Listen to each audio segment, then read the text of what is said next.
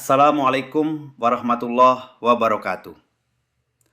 Ada pertanyaan penting.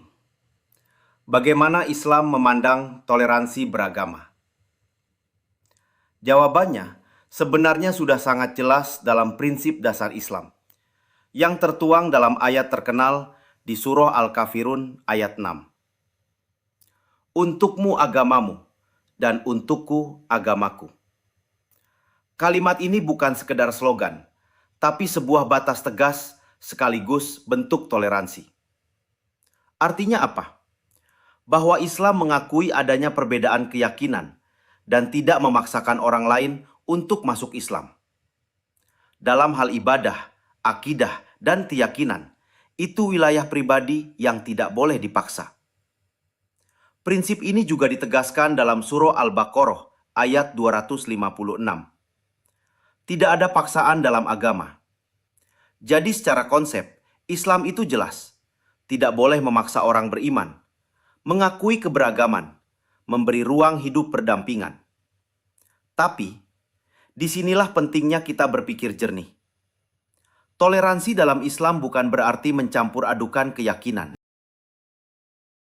Islam tetap meyakini bahwa ajarannya adalah kebenaran.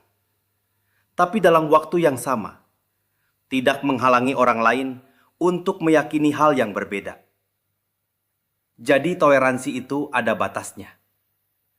Dalam sosial, kita hidup damai, saling menghormati. Dalam akidah, tetap tegas, tidak dicampur. Secara historis, kita juga melihat contoh ketika Nabi Muhammad hidup berdampingan dengan Yahudi dan Nasrani di Madinah.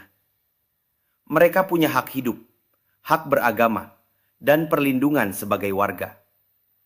Masalahnya hari ini bukan pada ajarannya, tapi pada praktik umatnya. Kadang ada yang terlalu keras sampai tidak toleran.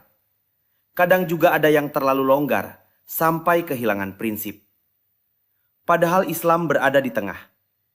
Tegas dalam keyakinan, tapi adil dalam perlakuan. Jadi kalau ditanya, apakah Islam toleran? Jawabannya iya, tapi bukan toleransi tanpa batas. Toleransi dalam Islam adalah menghormati, bukan menyamakan. Wallahu a'lam.